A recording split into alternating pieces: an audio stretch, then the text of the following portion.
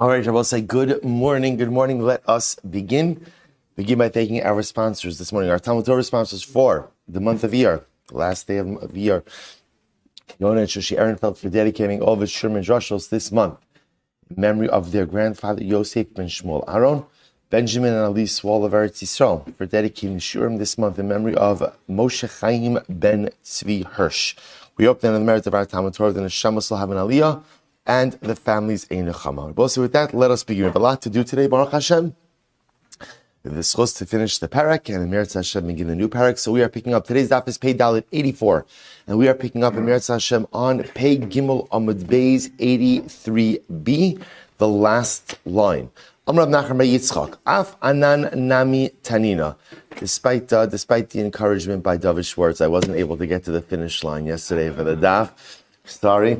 Right? Okay, so but in Meretz Hashem, we're going to make it to the finish. You know, better late to the finish line than never. So remember again, in yesterday's daf, the end of yesterday's shir, we spoke about the idea that as much as we have seen a dramatic opinion that an androgynous is treated like a zachar, we've pointed out that the concept of androgynous being a zachar doesn't apply in all areas of halacha. So, for example, you could hold that an androgynous human being is considered to be a zachar, but that doesn't necessarily translate to the fact that you would hold an androgynous in other situations in halacha is considered to be like a male. So one of the examples we gave to that was with the halachos concerning karbanos. So the Gemara goes, right, Amar Nachman Bar Yitzchak, Af Anan Nami Tanina. We also learned this concept that an androgynous is not considered to be a zachar. Let's say, for example, when it comes to sacrificial law. For example, the Gemara says, Af Anan Nami Tanina, Rabbi Eliezer Omer, top of Pei Dalid, Hakilayim, Utrefa, Viyotze Doven. So I will say these are all different types of situations. Kilayim means an animal that's a mixed breed. An animal that is bred from two different other animals. Trefa, an animal that has a terminal condition from which it would die from within a year. Yotze Doven, an animal born in cesarean section. Tumtum, va'androgynous. Lo kiddushin v'lo makadshin. So we'll see what those terms mean in just a moment. I will say, but the point over here you see is that halacha l'maisa, you cannot use a tumtum, an androgynous animal, for sacrificial purposes. So you see over here that at least in this area of halacha, of sacrificial law, tumtum is not considered to be a zachar. It's not considered to be male. What does it mean, lo makadshin? Lo kiddushin v'lo makadshin. B'amar Shmuel, lo kiddushin b'tmura, v'lo makadshin ba'osei tmura. So I will say what it means is like this. We know the halachos of Tmura says as follows. If you have a consecrated animal and you exchange it for another animal, there is a penalty. What's the penalty? V'hayahu usmura so kodesh la'Hashem. Both animals are considered to be consecrated. So the Gemara says, but if the animal isn't androgynous, number one, it can't make a Tmura and it can't become a Tmura, which makes sense. At the end of the day, if the animal itself is incapable of ultimately accepting or acquiring sacrificial sanctity, then by definition, it can't make a temura and it can't become a temura. So for example, if you were to consecrate an androgynous animal and then you were to swap out the androgynous animal for another animal, the second animal wouldn't be kodesh, right? So in other words, androgynous can't generate temura. Similarly, if you had a consecrated animal and you wanted to swap that animal for an androgynous animal, the swap would be halachically irrelevant. Nothing would happen. Again, let's say the Gemara just highlighting the idea that even if you accept the idea that androgynous is a zachar, let's say again when it comes to human beings, doesn't automatically mean that androgynous would be a zachar in other areas of halacha. Beautiful. So the Gemara says, Rabbi Eliezer Omer, chayavin alav skilu ki zachar. So Rabbi Eliezer says that if a man has relations with an androgynous, that is mishkav zachar, right? That is considered mishkav zachar, and therefore again it's punishable by skila. So the Gemara says, Tanya, so we'll say, remember again, our entire Mishnah really focusing on the opinion that androgynous is considered to be like zachar. The way we paskin about say is really that androgynous is safek. And in fact, again, really androgynous is very b'fnei atzma. It's almost like its own entity. But we don't paskin that it's a zachar. So the Gemara says, Tanya Amar Rebbe. Rebbe says as follows: Kishalachti l'ilmod Torah eitzel Rebbe Elazar ben Shamua. Let's listen to this. So Rebbe says, when I went to learn Torah by Rebbe Elazar ben Shamua, Chavru alav talmidav ketarnagolim shabbeis bukya. the Talmidim in the Beis Medrash ganged up on me like the roosters of Beis Bukya. Everyone knows about the roosters of Beis Bukya. What's the pshat there? Look at Rashi. Shabeis Bukya. Bikim v'charifim ve'in manichim tarnagol nachri b'neihem. So apparently in Beis Bukya, the roosters were very territorial. Right? And if you tried to go ahead and encroach on their territory, they would fight you off. So Rabbi says, I came to the Beis Medrash of Elazar ben Shamua, and I tried to find my place there in the Beis Medrash. And what happened? The other Talmidim would not let me speak up. They literally would not let, Rashi says over here, Bekiyim, the Talmidim of Elazar ben Shamua's Beis Medrash were Bekiyim, were erudites, right? They were very scholarly. The Charithim, they were sharp. Ve'ein manichin tarnagol nachri b'neihem. And they would not let someone who they did not know, kind of say something, speak up. So Rabbi says, I come to the Beis Medrash, and they're fighting me. So the Gemara says, "V'lo hinichuni lilmod ela davar echad b'mishnasinu." I'm sorry. V'lo hinichuni lilmod ela davar echad. And the truth is, when I was there, I was really only able to learn one thing. What was the one thing? Mishnasinu, Rabbi Eliezer Omer androgynous chayavin alav kizachar. That was interesting. So ultimately, Rabbi says in the Beis Medrash of Elazar ben Shamua, it was a very sharp and very, very difficult atmosphere there, and I was only able to learn one thing, namely Rabbi Elazar holds an androgynous is like a zachar, and therefore if a man has relations with an androgynous, ultimately one is chayiv skila. Hadron alach, ha'aravosai, mazel tov. Mazel tov, mazel tov. Ninth parak of Maseches Yevamos.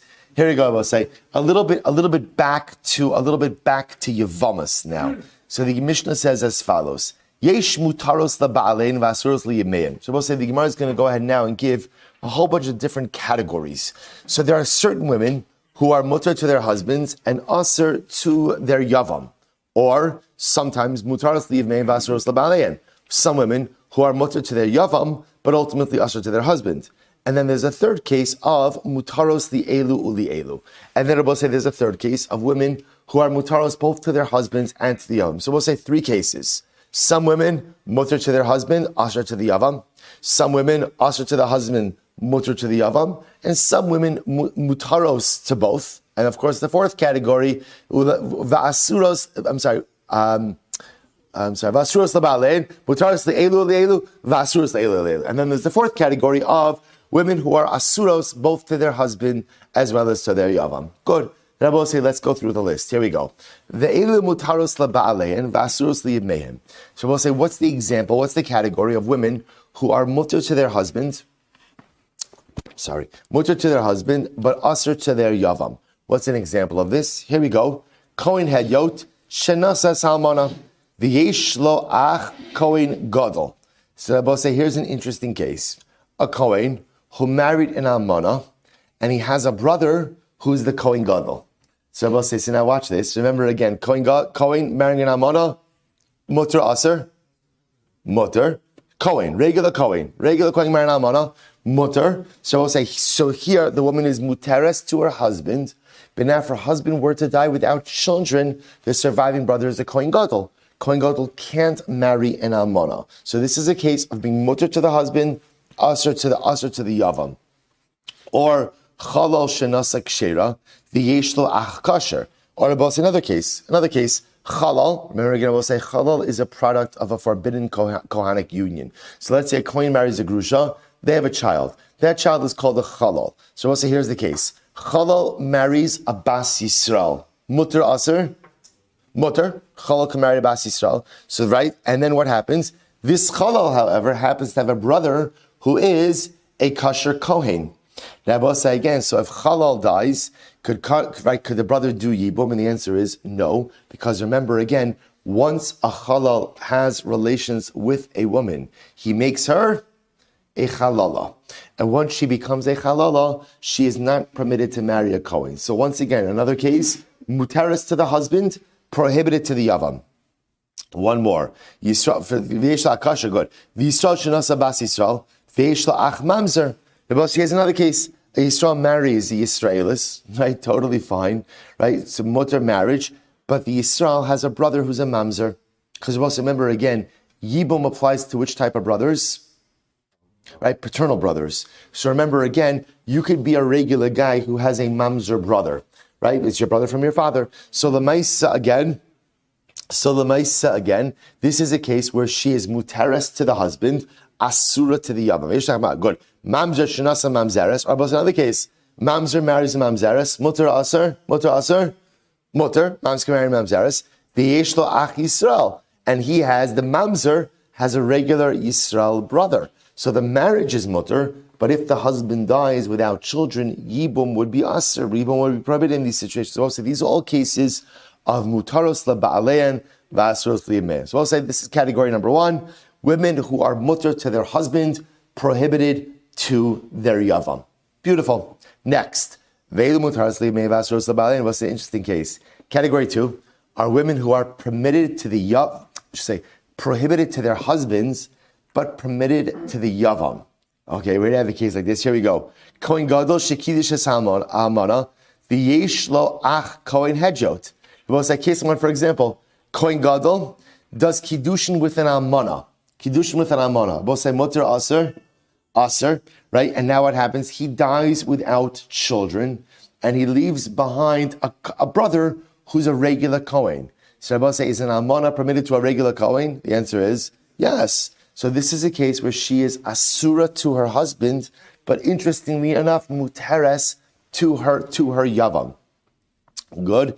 Kasher shnasa chalala, v'yesh lo ach chala. Both say case number 2, right? A kasher marries a chalala. So Rabbi says, remember again, in this case, kasher in this case means a kasher kohen, right? A regular kohen marries a chalala, aser. Right, Asr, Kohen can't marry a Chalala, so the marriage is Asr, but this Kohen happens to have a brother who's a Chalal. So now if Kohen dies, leaves his widow is Asr to, right, so the wife was Asr to her husband, but she's permitted to the Chalal brother, or Yisrael Shenasa Mamzer. So we'll say first wide line, right, Yisrael marries Mamzeres, we'll say Asr. Yisrael's not permitted to marry Mamzeres, V'yesh lo ach Mamzer. But if you were to die without children, ultimately she falls to Yibum, to the mamzer brother. So we'll say once again, permitted to the Yavam, prohibited to the husband. Mamzer shenasa bas Yisrael, or a mamzer marries a bas Yisrael, aser, v'yesh lo ach Yisrael. But he has a Yisrael brother. So we'll say in all of these cases, mutaros liyimehen va'asuros leba'aleh. So we'll say in all of these cases, halacha l'maisa, the woman is mutter to the yavam, asr to the husband. So we'll say fascinating. So this is category number 2. So in category number 1, cases of mutter to the husband, asr to the yavam, which is both say how we started this masechta, right?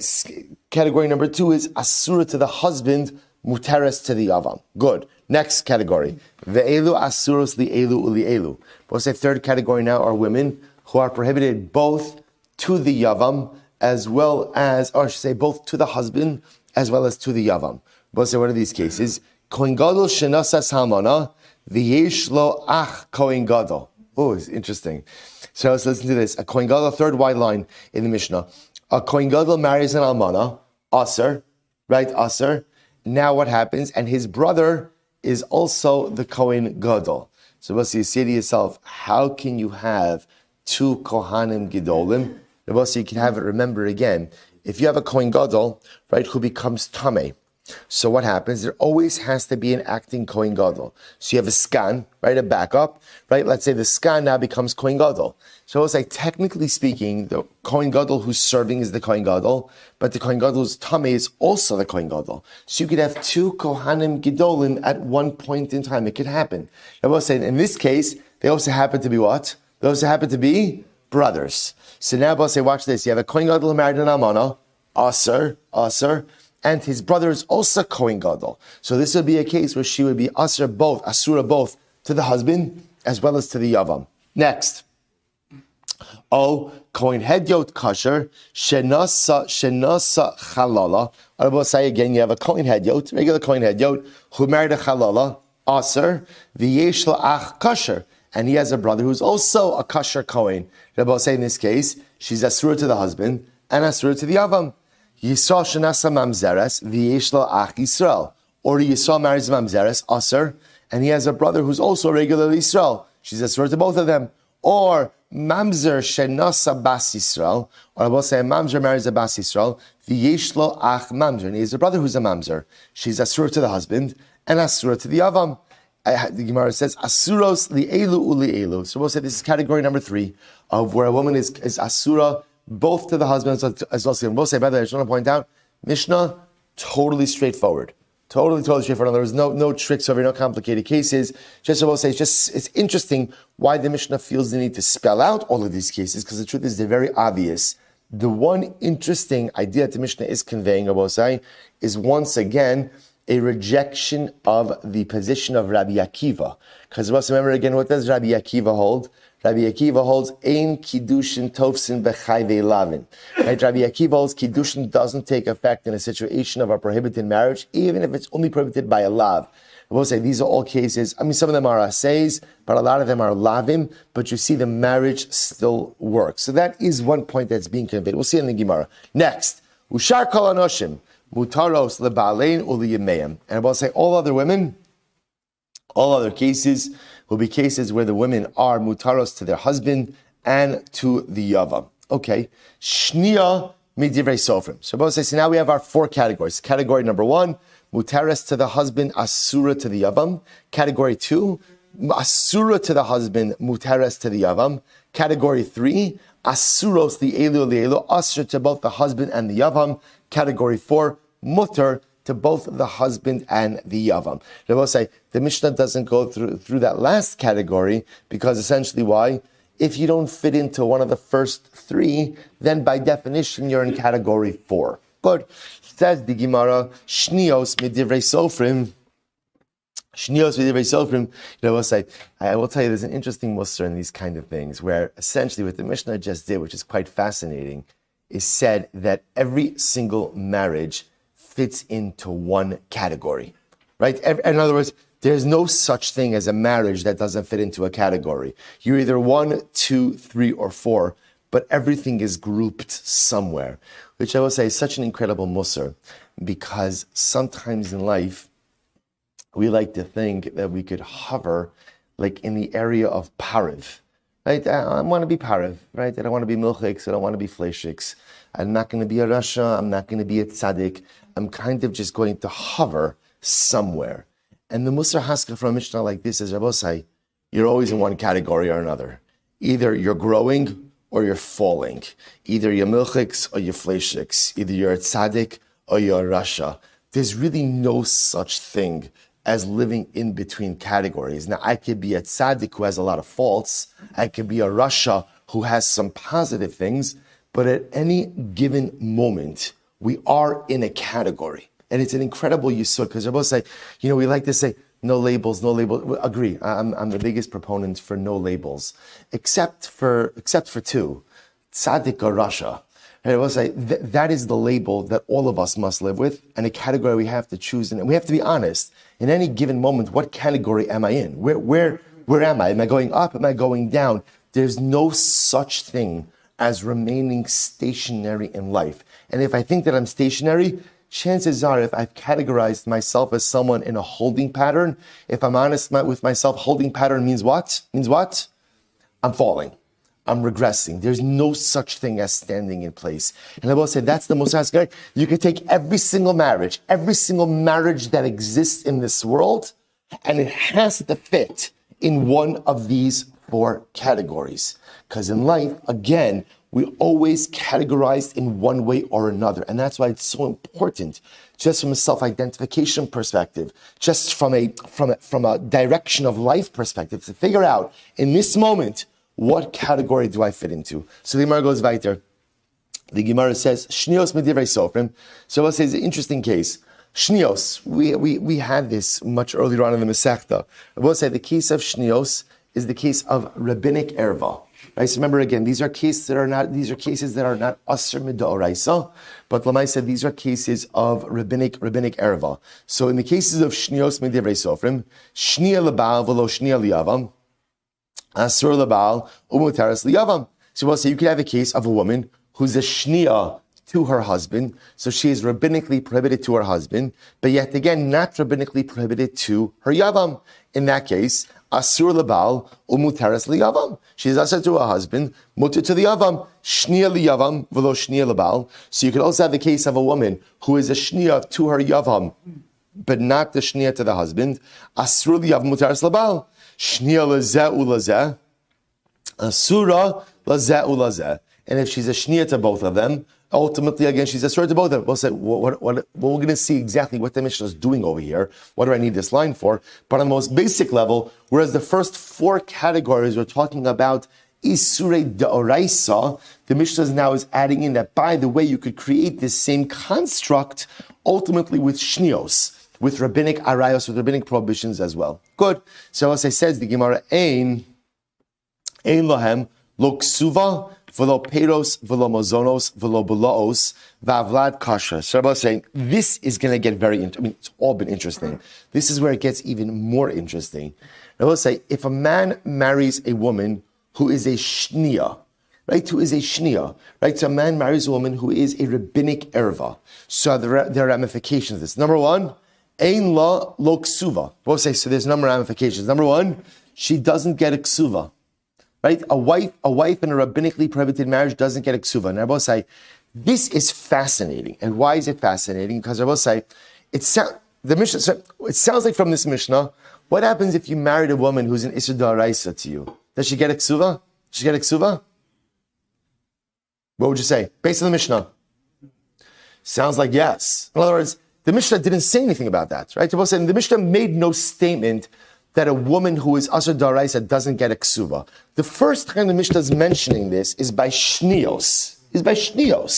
Right? Which sounds like that it's only in the case of shnios that there's not going to be a ksuba, but perhaps by Isurei D'Oraisa there will be a ksuba, which is like wild. So again, hold on to it. We have a lot of exciting things coming down the pike over here.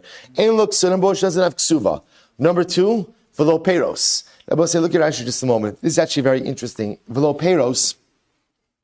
Ein mishalim la peros nichse mulog sha'achal mishala v'yafagav the kamelam b'ksuvis tiknu porkana tachas peros nichse mulog shu'ochal kidisnan lokasav the shab. So I'll say we're not going to get into this right now. This has to do again with the halachos of redeeming one's wife from captivity, which we'll get to in the Gemara a little bit more. But I'll say, but for our purposes today, if we have time, I'll go back to it a little bit more. For our purposes for today, what I want to highlight is like this: lo peros means two things. When a woman, remember we had this in Yevamos, there are two different types of property that a woman brings into a marriage, right? Little chazar. What are the two types of property? Nichse melug, nichse tzom barzel. What's the difference between them? Nichse tzom barzel are evaluated at the time of the marriage. Husband guarantees the value. Upon death or divorce, husband or his estate pays the value of the property. Whether they increased or decreased, he's locked in for the value. Nichse melug, what's the halach nichse melug? He takes no achrayis over the property. Husband gets peros, rights to use the property, and upon death or divorce, property is returned as is. And by the way, if it's fully used up and there's nothing left, there's nothing left. But lamaisa, property is returned as is. When the Mishnah says lo peros, what that really means is as follows. When a man marries a woman who's a shnia to him, number one, he doesn't really get the right of peros. That's right. But even if he uses it, even if he uses the property, really not, even though he's not entitled to it, he doesn't have to pay her for that illegal usage. That's what it means for peros. So he doesn't get peros, but if he used peros, he's not obligated to pay her for any property or any peros he used over the course of the marriage. For lo mazonos, he's not obligated to support her. Rashi says over here, "V'lo mazonos." Fine. Rashi has a lot of ancillary keys. We're not going into now. V'lo belos. I will say belos is very interesting. Belos. Look at Rashi. Imadayin yesh la belos u'shchakim min abegadim sheich nisalo einonot lasan kishios de kansura banan. I will say here's what's interesting. Belos seems like this. If a woman brought in property, I will say I'll give you an example. Let's say a woman brought into the marriage a nice warm coat. Nice warm coat. Okay, we'll say, and let's say again, it happens to be it's a man's coat, right? So again, it was her father's, her grandfather. She brought it into the marriage, right? What is under normal circumstances? What is husband allowed to do with that coat over the course of marriage? He can wear it. So I will say, let's say now they get divorced. 20 years later, they get divorced. So and let's say this is called michsei malug. What is the husband obligated to do with the coat? Return it. Now I will say, let's say the coat is all worn out, right? It's not in such good condition. That's called belos. right? Any type of worn out property. Husband is still obligated to give back belows. Apparently in the case where the marriage is rabbinically prohibited, husband is not obligated to give back belows. He's not obligated to give back the worn out clothing. Now I will say, what I will point out is when you look at this Mishnah, what's strange about this? It sounds like who is penalized for this marriage? Who's penalized? The woman, which is so strange. There has not been one penalty levied against the man for this marriage. The Gemara is going to address this. We'll discuss this. Seems very one-sided. Vavlad kosher. Interestingly enough, so as much as you have all of these financial penalties in this rabbinically prohibited marriage, the offspring is absolutely kosher. Kofino solotzi, but we force a man to divorce his wife. We'll say, even though again, this is quote unquote only an Isser D'Rabbanan. Amar lekoin gadol, grusha v'chalutza lekoin hedyot, mamzira unesina li Yisrael, bas Yisrael. So we'll say these are all property cases, right? A koin gadol marries an almana, or a grusha, right? Or a grusha and a chalutza to a regular koin, or a mamzeris and a nesina to a Yisrael, or a bas Yisrael who marries an nesina or a mamzer. Yesh lahen ksuva. And we'll say there it is. There it is. Absolutely, unequivocally, overwhelmingly wild, right? So we'll say now this Mishnah just told me in the same breath that anyone who is in a rabbinically prohibited marriage, woman doesn't get a ksuva, and yet the Mishnah then goes through all the list of Isurei D'Oraisa, biblically prohibited marriage, and the Mishnah says unequivocally, these women get a ksuva. How you understand that distinction, we'll see in the Gemara. So we'll say, let's go weiter. Says the Gemara. So we'll say, we're going to begin with the first case. So my area, the Tani Nasa, Lisni Kidesh. So we'll say, let's go back for just a moment. Category number one was what was the category of women who are mutter to their husband and asr to the yavam. So we'll say, what was the first case? Kohen hedyot shenasa es ha'almana. Right, so case number one was a kohen hedyot who married an almana, regular kohen who marries an almana. So we'll say, so again, let's go through the case. And what was the case? His brother was the kohen gadol. So this is a case, marriage is permitted, because a regular kohen is permitted to marry an almana. What's the problem? If he dies without children and she falls to the brother kohen gadol can't marry an almana. The Mishnah Gemara asks an interesting question. Why do you have to say it's a case of a kohen who married an almana? You can make the same case, Lisnei Kidesh. You can make the same idea, Rabbi say what? That he was Mekadesher. He was Mekadesher. A Kohen was Mekadesh and Almana, and then he died. Right? You don't even have to go to full-fledged marriage. Once there's Kiddushin with an Almana, why, Rabbi say, why? Because Lamais, remember again, she's already an Almana. She's already an Almana. So once there's Kiddushin with the brother, right? Once there's Kiddushin with the Kohen, even if the Kohen dies, right? Because we pass that there's Yibum, even from Kiddushin. Once the brother dies and she falls to the Kohen Gadol, she can't do Yibum, or he can't do Yibum, because now she's an Almana. I will say, I want to point out, she's already an Almana, right? Not an Almana from the death of her now Kohen husband. Remember, he married an Almana. So why do you have to get into a case of Nisuin? Just simplify it. It could even be Kiddushin. To which the Gemara says, so we'll say, maybe the issue is like this. Maybe because once this almana marries the actual Kohen, the Kohen brother, then maybe there's an asena lo sase for the Kohen gadol. The lo sase is he can't marry an almana, and the asay is that he has to marry a besula. Because we'll say, maybe we're talking about a woman over here who Lamaisa again was widowed from her first marriage from Kiddushin, right? And now if she were to be widowed from her second marriage from Kiddushin, she could still be a Basula. So maybe if it's a widowhood from Kiddushin, maybe all it is it's just a lo saaseh. If she's widowed from Nisuin, then she's a widow and she's also not the Basula. Aval Kidesh asiyaseh v'docha lo saaseh. Chazal say maybe if she's widowed from Kiddushin, maybe since it's only a lo saseh, maybe we should say that what? The aseh of Yibum should go ahead and trump the lo saseh of Almana. The Gemara says, but 1 second, v'hakula pirkin aseh v'lo sasehu, v'lo asiyaseh v'dachi lo saseh. This goes back to the beginning of the Masechta. That's not true. We've already established. I will say the only lo saseh that Yibum is able to trump is which lo saseh? The only lo saseh is Eshesach. right? Marrying your brother's wife. That's the only lo saseh, Rabbi say. Again, that's the great novelty in Yibum. Right, the great novelty in Yibum is that this is a relationship that is biblically prohibited, yet the Torah is saying not only is it mutter, but it's a mitzvah. But that's the only lo saseh that Yibum could trump. Any other lo saseh, by definition, blocks Yibum from occurring.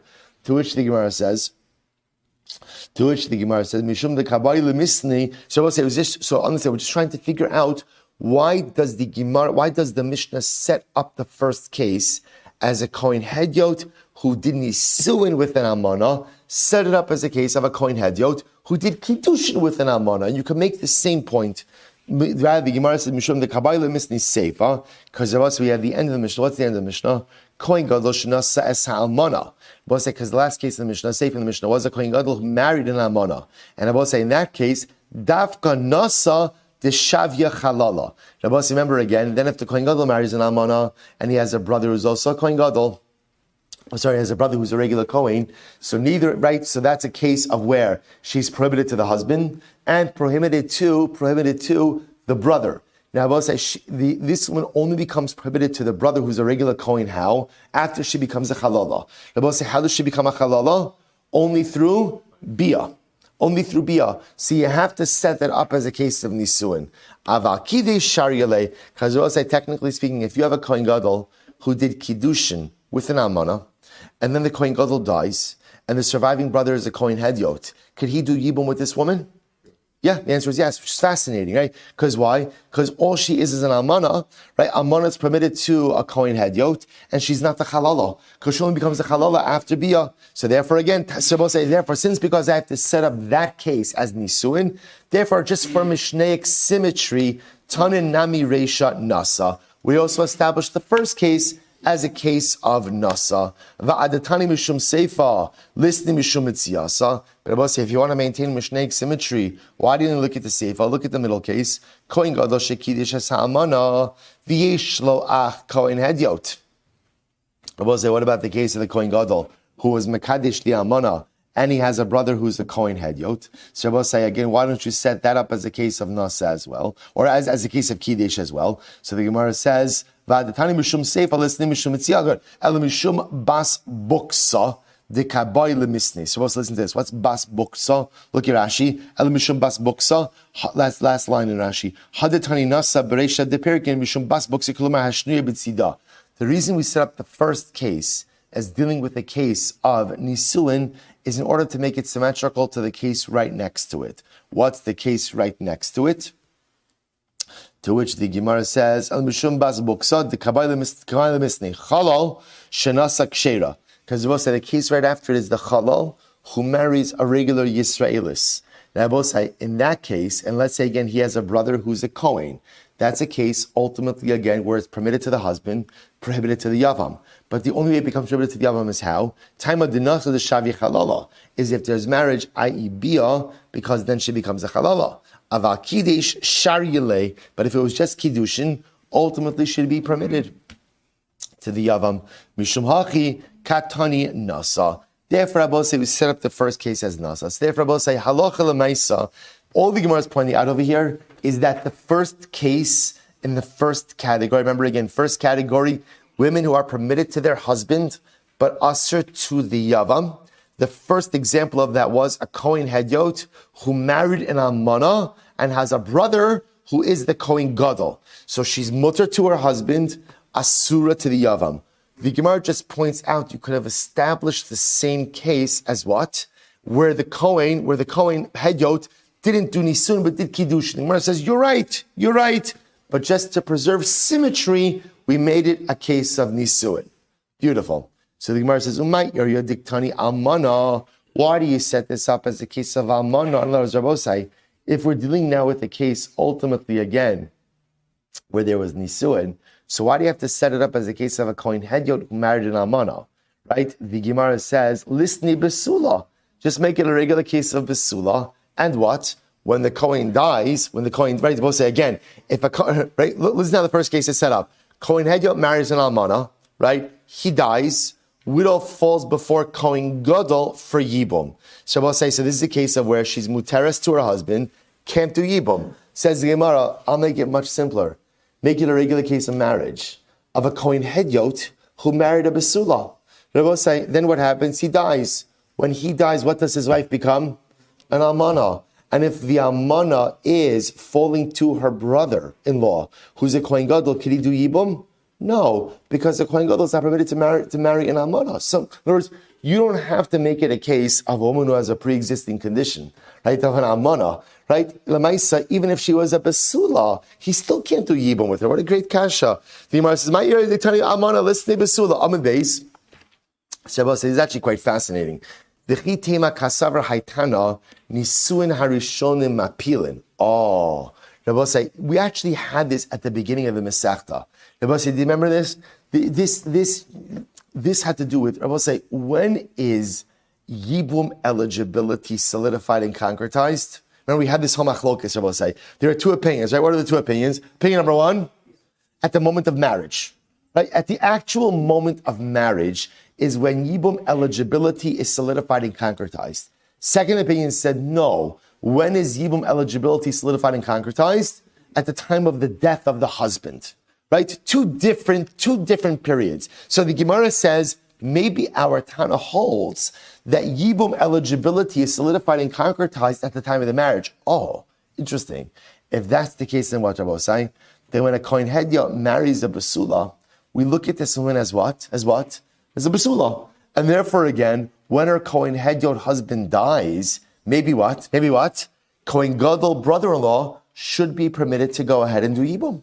And that's why the Mishnah Dafka has to set it up as a case of where the Kohen Hedyot is marrying an Almana. She has the pre-existing condition. We'll say, look at Rashi. Nisuin Arishonim, Shenasa ach shemes mapilin osal Yibum, ubasar hachi shaita azlinon, v'ilav Almana me'achar havi, shouting the Kohen Gadol. So it's incredible. Maybe, if you hold, this is so exciting, maybe if you hold that Yibum eligibility is solidified and concretized at the time of the marriage, so if a Kohen is marrying a Basula, we forever look at this woman, Kiviyachal, as what? A Basula. And therefore, even once her husband dies, Kohen Gadol is permitted to do Yibum with her. And that's why it's only because she comes into the marriage with the designation of an Almana that he can't do Yibum with her. To which the Gemara says, Harechalo shenasa kshera. It doesn't work. I will say because Vaharaya, the case of the Chalal who married a Kshera, which is a permitted marriage, but then we said if the Chalal has a brother who's a regular Kohen, and the Chalal dies, surviving brother can't do Yibum, which tells you that I do not determine Yibum eligibility at the time of the marriage. To which the Gemara says, Havada mishum seifa. The Kabbalah limits in the seifa. Once again, I will say it's all about symmetry, right? Because the seifa says, Kohen Gadol shenasa salmana, v'yesh lo ach Kohen Gadol. Shabbos said we need it for the end of the Mishnah. What was the end of the Mishnah? Kohen Gadol marries an almana, and he has a brother who's also a Kohen Gadol, or Kohen Hedyot. So the Gemara says, I'm sorry, Mishum the Kabbalah says seifa. Kohen Gadol shenasa salmana, v'yesh lo ach Kohen Gadol, or Kohen Hedyot, dafka almana, ava basula chazile, mishum hachi katani almana. So I'll say once again, just to maintain symmetry between the Reisha and the Seifa, we dafka use the case of Almana. Beautiful. So Maskef Rapapa. So I'll say now let's go. Let's get a little bit technical for just a few moments. So Rapapa raises the kasha im isalaha dichi asar avdimi am Rabbi Yochanan. I will say so. Rapapa raises the following question: if we subscribe to the following concept of Rav Dimi, I will say, what did Rav Dimi say? Here we go. We just had this a few days ago. Mitzvi sheni shenasa mitzvah rishona bina sheni. But remember, we had this discussion about whose identity. In this case, so let's say we have converts, and the type of converts who are limited in entry for multiple generations. So let's say, for example, Mitzvi Sheni, man is a second generation Mitzvi who marries a Mitzvah Rishona, first generation Mitzvi. Let's remember again, when could Mitzvi join the General Assembly of Klal Yisrael? Third generation. So second Mitzvi Sheni marries a Mitzvah Rishona, Bina Sheni. Their offspring is a Sheni. I'll say this Gemara or this statement really following the idea that the offspring follows the identity of the mother. So the mother was Rishona, therefore her son is a Sheni. Shabbos say, now watch this. What the Gemara is asking is as follows. What Rav Papa is asking over here is, there are cases that the Mishnah left off. There are additional cases that you could include. What's an example of an additional case you could include? Here we go. So the Gemara says, Listening Nami, Mitzri Sheni Shenasa Shtei Mitzrios. So here we go. Include the following case. A Mitzri Sheni who married two Mitzrios, two Egyptian converts. Achaz Rishona v'achaz Shnia. One is a Rishona, one is a Shnia. V'hayulo banim me Rishona Shnia. And I will say he has sons from both of these women. So remember again, the son from the Rishona, right, will be what? A Sheni. And the son from the Shnia will be what? A Shlishi. Now I will say a Sheni is permitted to marry who? Either another Sheni or a Rishon, right? A Shlishi is permitted to marry who?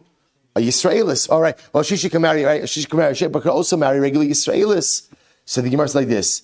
If both of these sons marry the women they're permitted to marry, mutaros labalein v'asuros liyamein. This would be a case, I will say, ultimately again, where their wives would be permitted to their husbands, but asuros to their yavam. V'iepoch v'nasav, and I will say, if they don't marry women who they're permitted to marry, then ultimately again, mutaros liyamein v'asuros labalein. Ultimately, again, they'd be permitted to their yavam, but also to their husband. Rabbi say, all that's happening here is Rav Papa is coming along and saying we could have included another case in the Mishnah, right? Of a man who marries two Mitzri, right? A Mitzri Sheni who marries two women, one a Rishona, one a Shnia. They each have a son, one son a Shlishi, one son a Sheni. If the sons marry correctly, then it'll be a case of where the woman is permitted to the husband, prohibited to the yavam. And if they marry incorrectly, it's a case of permitted to the yavam, also to the sons. We'll say, we look at this case and we say to ourselves, I'm so happy this wasn't included in the Mishnah, right? Baruch Hashem. So listen to this. So mutaros li'elu, what will be the case of mutaros to both? So ultimately, again, gioros, where they married a giores. Asuros li'elu, what will be the case ultimately where the woman would be ushered to with husband and yavam, islandness. So I'll say, all that's happening over here is coming along Rav Papa and saying, by the way, you read this Mishnah, and you look at this Mishnah as being an all-encompassing Mishnah. All the cases are listed over here. All Rav Papa's coming along to say is not true. Not true. You left off a couple of cases, to which the Gemara says, you're right. Ton of a shear. Yeah, you're absolutely right. By no means does the Mishnah mean to be an exhaustive, all-encompassing list. Right? I will say all the Mishnah means to do is to set out a framework. In order to set out a framework, what do we do? I will say we create 4 categories. And what do we do in the categories? What do we do? We give some examples. Is it all the examples? No. We left off some cases. To which the Gemara says, really, what other cases did you leave off?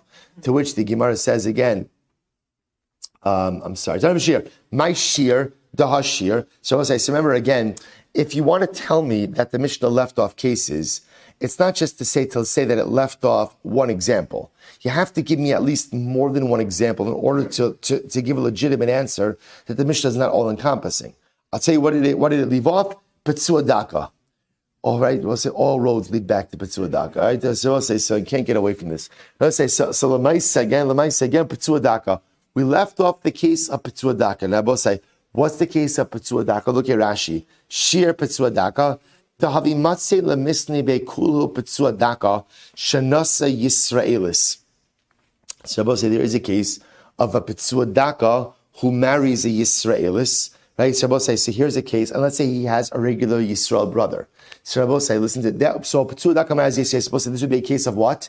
Where she's asura to her husband, because the Petzua daka is not permitted to marry a Yisraelis, but what? She'd be permitted to her husband. So that case is not in the Mishnah. So you see from here that the Mishnah is not striving to be an all-encompassing Mishnah. So we left off the case of Petzua daka. We also left off the case of Mitzri. No. That's not a good answer. Because I will say, if you're going to give me the case of Petzua daka, that's not considered to be an omission. Why not? Because I will say, remember again, the Mishnah included the phrase Chayve Lavin. So the Gemara says, Atu Chayve Lavin. Milo katani v'hadar. I'm sorry. So the Mishnah says, "V'adahatani v'chayve lavin." So I will say, we said chayve lavin. So I will say, the fact that the Mishnah mentioned chayve lavin includes all chayve lavin. So once you say chayve lavin, you don't have to keep going through each individual case. 1 second. The Gemara says, "Atu chayve lavin, milo katani v'hadar." So the Gemara says, "Milo katani v'hadar tani, v'ha katani kohen head yoshina samana, v'chaloshina sekshera." I will say, but that's not fair, because even though the Mishnah said Chayve Lavin, If the Mishnah would have just said Chayve Lav and not given examples, fine. But the Mishnah says Chayve Lav and still what? Still what? Still goes and gives specific examples. If that's the case, why not also mention Psuadaka? To which the Gemara says, no. Hahu itzricha leila ashmunin kidra Yehuda Marav. The Rabbi say, these other cases that are mentioned, like the Kohen Hedyot who marries an Amana, the Chalal who marries a Ksheira, right? These cases are needed in accordance to Rabbi Yehuda. So the Gemara says, Dam Rabbi Yehuda Marav, lo husaru Ksheiros li nase lipsulin. Oh, I will say, this is going to be tomorrow. We're going to focus on tomorrow's daf, which is actually quite fascinating, which is, I will say, according to the name of Rav, there is no problem. Ksheros, I will say, in this case means Kohanos, women who come from Kohanic families. Rav Yehuda says in the name of Rav that there is no problem for a Kohenes to marry a Psula. Others will say, you might have thought that a woman who comes from a Kohanic family should have certain limitations on who she marries. But I will say, Kamash Mulon, she does not. She does not. She can marry whoever she wants. V'haraya, Rabbi say again, you have these cases of, for example, a Ksheira who marries a Chalal. So that's what the Mishnah is coming to teach me. So the Gemara says, Huzru Ksheira Slinase Lepsulin. I have Hakatani Chalal Shenasa Ksheira, V'Yisrael Shenasa Bas Yisrael, V'Yesh Lo Ach Mamzer. But 1 second, we included in the Mishnah the cases of a Chalal who married a Ksheira, or Yisrael, who marries a Bas Yisrael and has a brother who's a Mamzer. Ha nami lo mahadar misnei dashmu'inon lav she'ein shava bakol. Rabbi will say these are examples of a lav that does not apply equally to everyone. V'kamash malon lav hashava bekol. V'kamash malon lav hashava bekol. And I will say ultimately, again, it's coming to teach us ultimately about a lav that's applicable to everyone. So the Gemara says, Katani, ha katani yisrael shenasa mamzeres. V'yesh lo ach Yisrael. What about the case ultimately of a situation of a Yisrael marries a Mamzeres, and he has a brother who's a regular Yisrael. Mamzer shenasa Mamzeres v'yesh lo ach Yisrael. Elalav shmamina tana v'shir shmamina. So Rabbi say. So again, the bottom line to all of this, Rabbi says, so just remember. Let's take a step back. Rav Papa started this whole conversation. And what was Rav Papa's problem? Rav Papa, what's your problem? Right? What's your problem, Rav Papa? Your problem is Rav Papa says the Mishnah is incomplete. The Mishnah is incomplete, right? You're bringing up four categories, and I want to give, and you give examples in each category, and the Mishnah seems to present itself as a holistic picture. Rav Papa says, not true. I'm going to show you a case that you're missing. What's the case where you're missing? A Mitzvah Sheni marries two women. One is a Rishon, one is a Sheni. There's two sons. The sons marry. Again, we'll say quickly: if the sons marry, quote unquote, correctly, halachically, appropriately, that'll be a case. Women who are permitted to their husband, permitted to the Yavam. Marry incorrectly, that'll be a case permitted to the Yavam, asur to the husband. To which the Gemara says, Papa, calm down. Ton of a shear. The Mishnah's case, the Mishnah does not mean to be all-inclusive.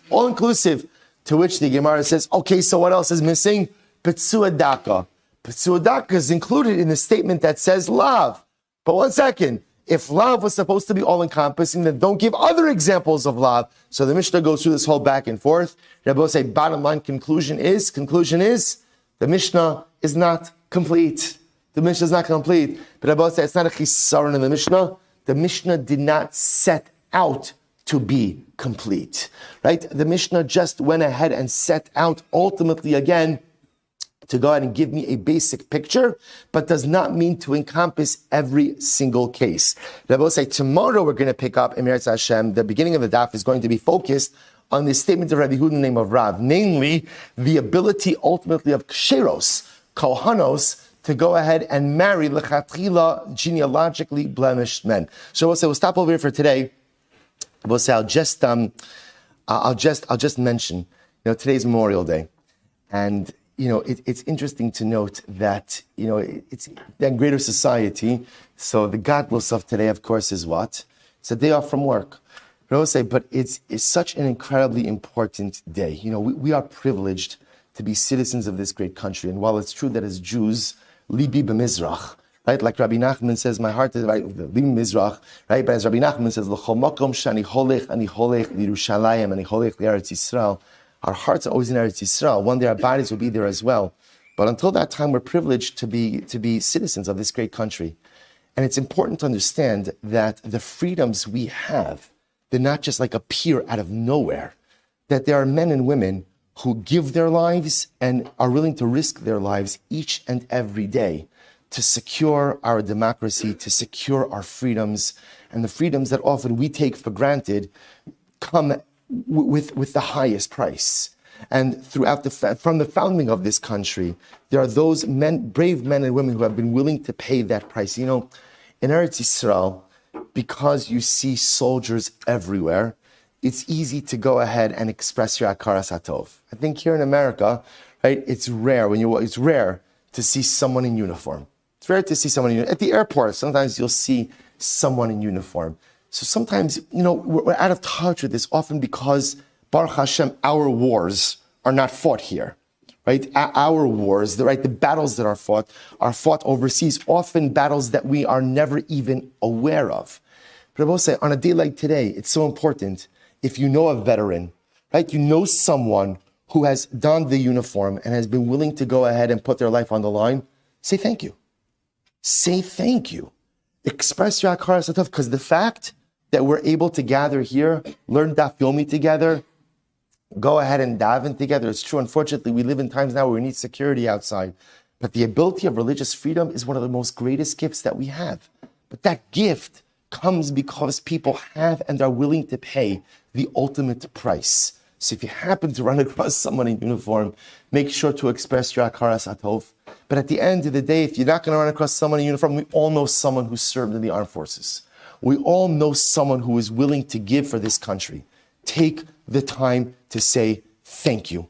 Take the time to say, I enjoy my life in this country and I enjoy my freedoms. I enjoy my liberty here because you were ready and willing to make the sacrifice. Thank you. And in the schus of that akaras hatov, our men and women of the armed forces should have incredible siyata d'shmaya to continue to fight for our liberties, to our freedom, in the battles probably that we'll never know about. They should be successful in all of their endeavors, and Amirat Hashem come back to their families whole and in peace.